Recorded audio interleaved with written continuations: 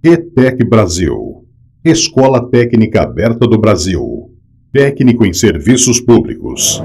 Olá, estudantes, tudo bem? Vamos iniciar a nossa aula hoje falando sobre um tema bem interessante, que é a internet. Então, o que nós vamos ver hoje aqui? A introdução à informática, utilizando a internet e o serviço de e-mail e explorando a planilha eletrônica. A planilha eletrônica, que quem vai estar trabalhando com vocês é a professora Jane. Então, vamos ao nosso primeiro assunto, que é introdução à informática, utilizando a internet.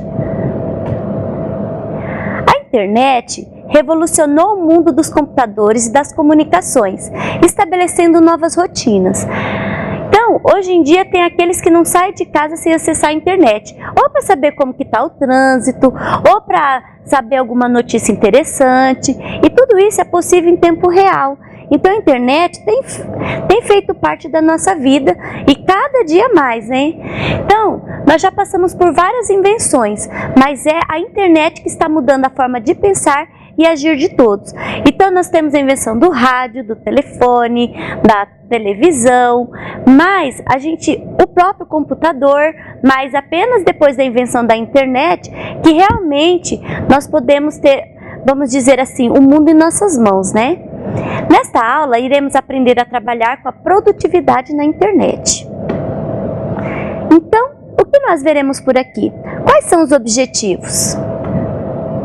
Conhecer a história da rede mundial de computadores, a internet, saber utilizar o navegador da internet, explorar os plugins e as extensões no navegador Mozilla Firefox, saber como acessar a internet, aprender a procurar o conteúdo na internet e fazer um download, saber utilizar o VoIP para economizar na tarifa telefônica, entender os formatos e compressão de arquivos, saber utilizar o correio eletrônico, compreender o que é vírus e como preveni-los. Talvez alguns desses assuntos aqui vocês já estão cansados de saber, mas nesta aula nós vamos estar fazendo uma revisão daquilo que vocês já sabem e aquilo que vocês também poderão aprender. Estamos vivendo em um mundo digital e acessar a internet é a primeira coisa que muitos trabalhadores fazem ao chegar ao trabalho. Então, o que nós vemos aqui? Que a internet ela faz parte do nosso cotidiano e não é só no trabalho, como eu iniciei dizendo, né? Às vezes na própria casa você já vai acessar a internet para saber o que está acontecendo no mundo à sua volta. Nós fazemos parte da geração cibernética do século XXI, que vive intensamente a era digital, onde é vivida pelos idosos, pelas crianças, pelos adultos, adolescentes, então todos estão envolvidos. E isso não é parte apenas das crianças que estão nascendo hoje na era digital.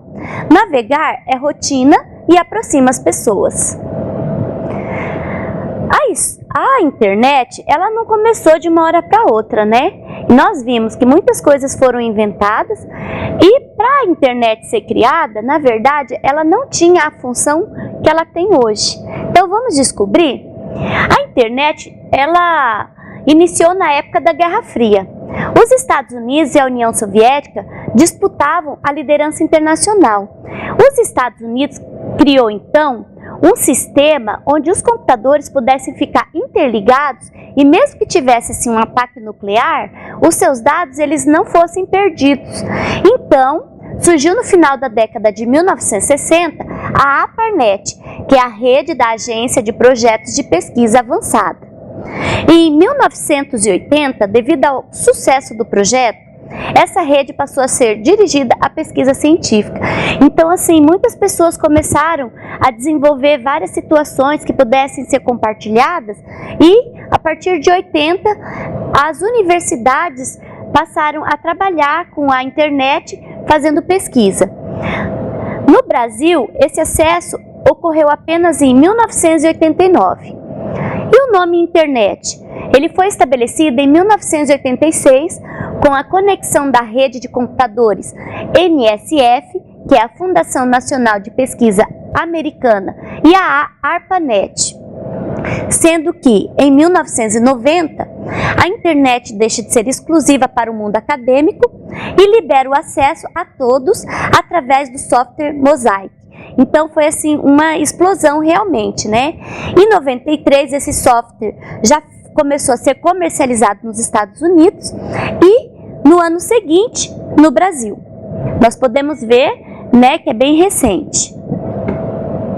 Resumindo, em 1960 surgiu a internet. Entre 70 e 80 ela teve a incubação na universidades e centro de pesquisa.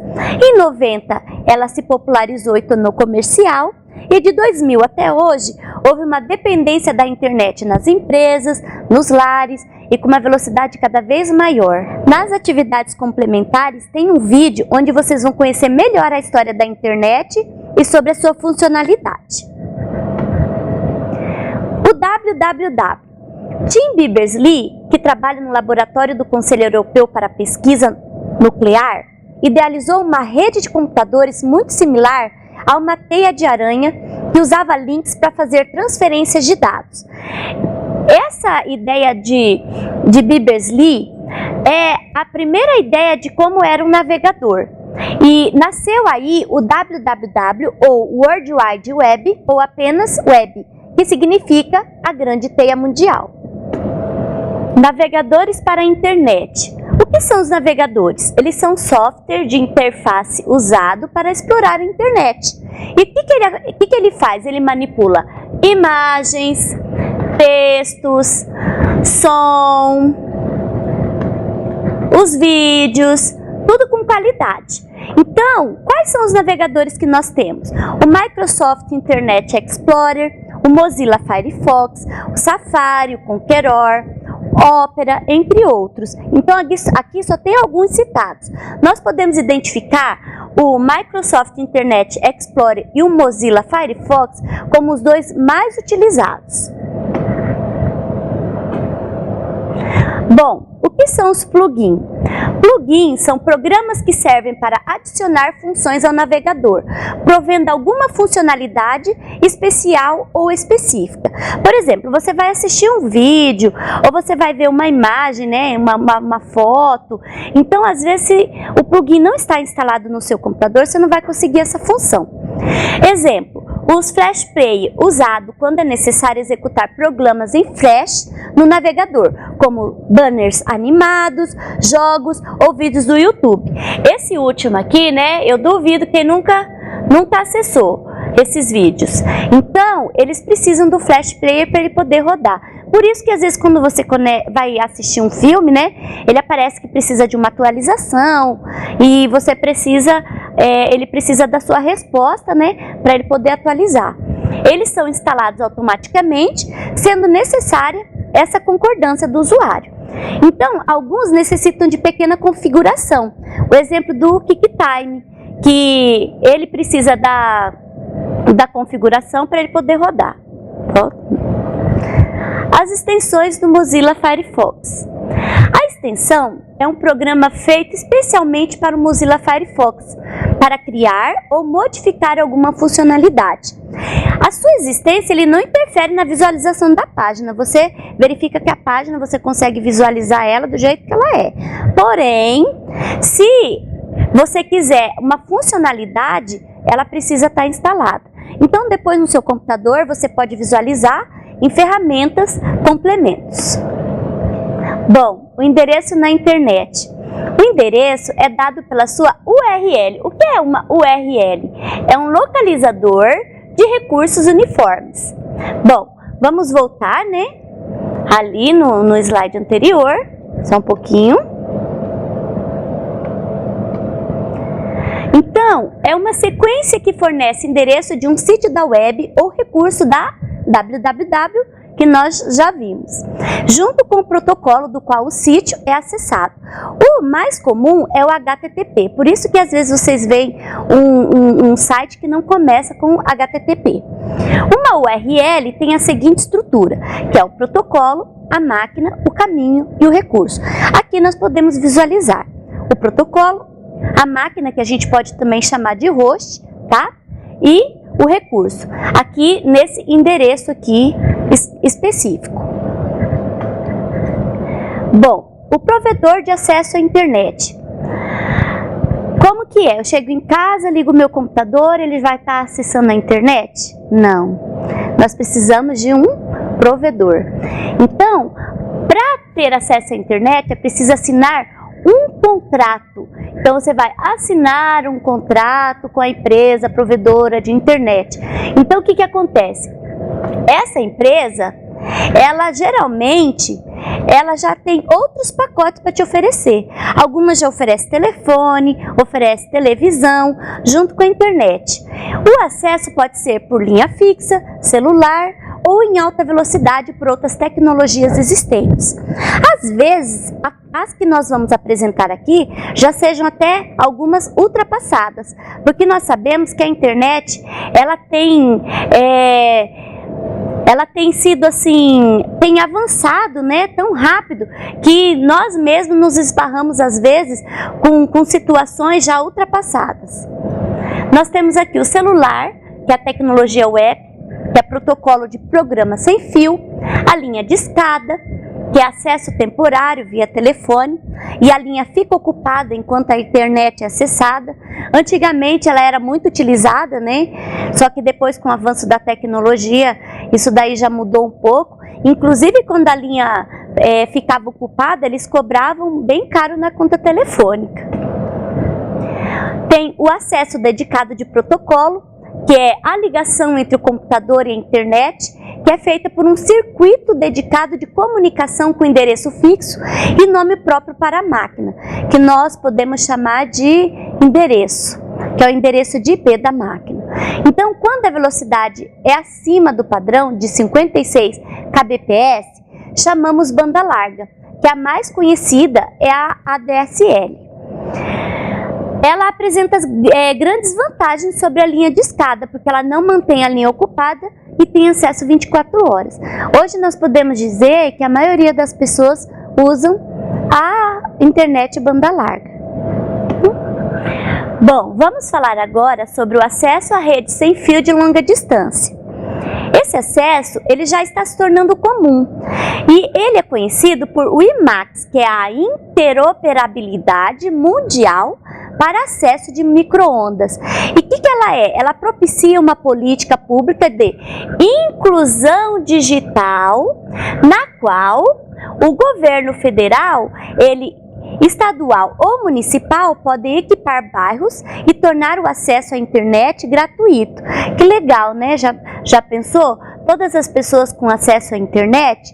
Só que nós sabemos que essa WiMAX ainda está em fase de pesquisa.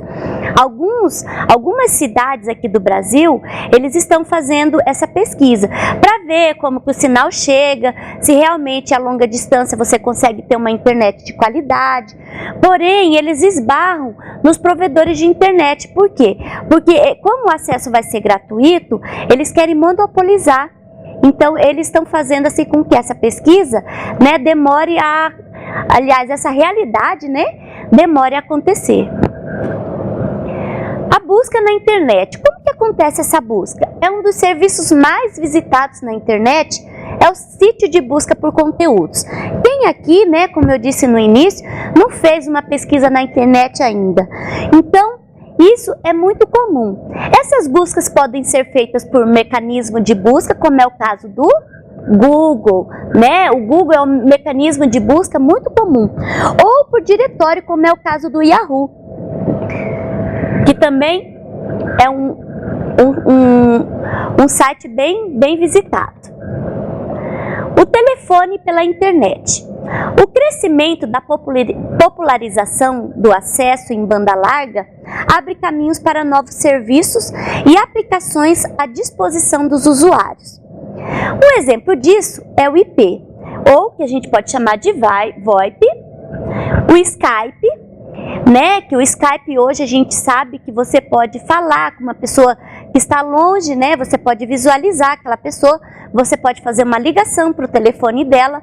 Tem a opção de vocês dois conversarem via vídeo ou apenas assim, um com o telefone, o outro por vídeo, né? Depende de como você quer fazer esse contato.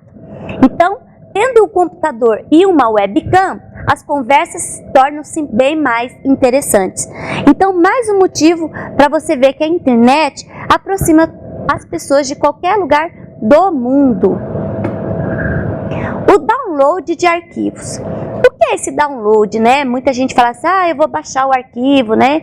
Vou fazer o download. Então, realmente, o download é baixar. E o que é baixar?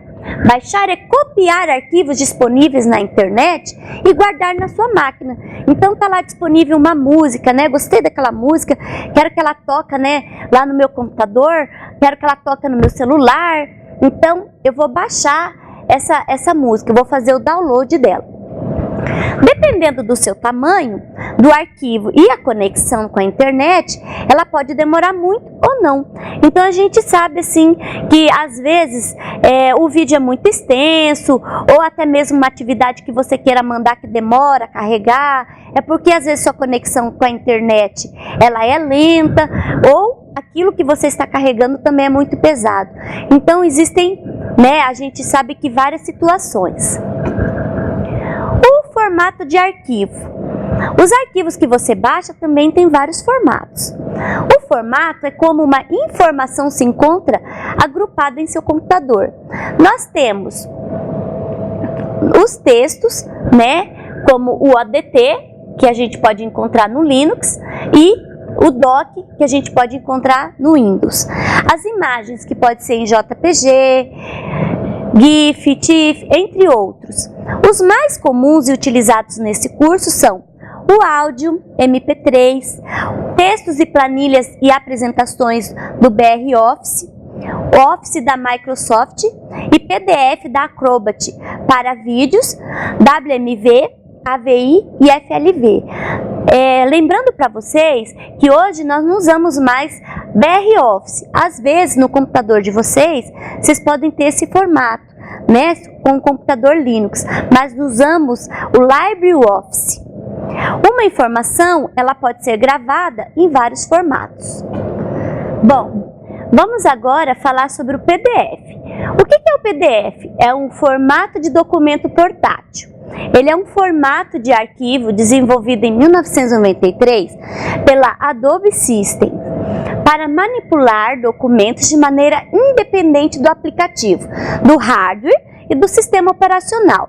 Então, você pode estar usando o ODT no Linux ou o doc no Windows, que você vai abrir em qualquer sistema operacional, ele não vai ficar com as páginas desconfiguradas. Então, por essa portabilidade, esse formato é muito utilizado na internet para compartilhar documentos. Por isso que às vezes você vai baixar um texto, ele está lá em formato PDF. No BR Office, podem ser salvos em PDF. Em outro software, é preciso adquirir o Adobe Acrobat. O Adobe System, ele disponibiliza gratuitamente o Adobe Reader, que serve para ler os arquivos em PDF. Então é preciso ter, né, esse tipo de programa para que você possa abrir os seus arquivos em PDF. Compressão de arquivos. O que é a compressão? É a diminuição, é a redução. Então, o MP3 mesmo, que é um formato de música que vocês já estão acostumados, é um sistema de compressão para música. Então, às vezes você vai salvar uma música, ela está lá em MP3. Para quê? Para ter um espaço menor e caber mais músicas, ou no seu pendrive, ou no seu CD. Nós temos como exemplo textos, planilhas, apresentações e etc. Eles precisam de um formato de compressão, um programa especializado em comprimir informações, que é no caso do zip, ele já é um outro tipo de formato. O correio eletrônico, o e-mail. O que é o correio eletrônico? Muitos de vocês aqui têm um correio eletrônico, mas às vezes não se dá conta de quantas coisas vocês podem fazer com esse e-mail. O que o e-mail possibilita?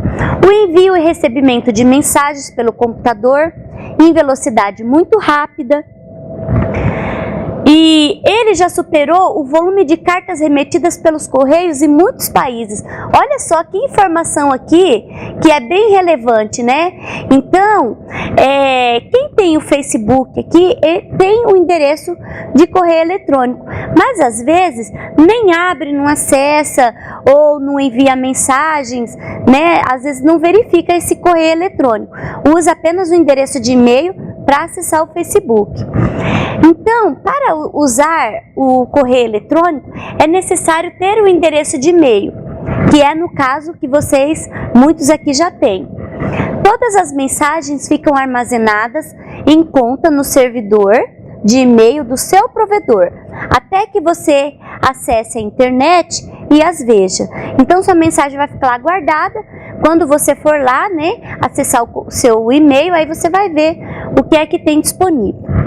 O endereço de e-mail é único no mundo. É igual o seu nome, né? O seu nome é único, o seu endereço de e-mail também. E é composto por login, que a gente pode chamar, que é o nome do dono da conta, o arroba, que quer dizer em algum lugar, e por último o host, que é com que você faz conexão com a internet, que hoje a gente pode usar o Outlook, Hotmail, Gmail, então temos vários. Para a comunicação via e-mail precisa de um software gerenciador de e-mail, que nós temos aqui, que é o Outlook, Express, né, para o Windows, e o Evolution para o Linux. Isso aqui está no computador. Os mais utilizados são os abertos, que é os que estão dentro da própria web, que são os webmail, oferecido gratuitamente por grandes empresas, como o Google, como eu já falei para vocês, que tem o Gmail, né? O Microsoft, o Yahoo, entre outros. Bom, para a comunicação via e-mail, precisa de um software gerenciador de e-mail. Nós temos aqui o Outlook Express para o Windows e o Evolution para o Linux. Os mais utilizados, eles são os abertos na própria web, que são os webmail, oferecidos gratuitamente por grandes empresas, como o Google, que eu já falei que tem o Gmail, né? O Microsoft, o Yahoo, entre outros. Então, nós sabemos que temos vários webmail. Bom, o que são os vírus de computador? São pequenos programas criados para causar algum dano ao computador.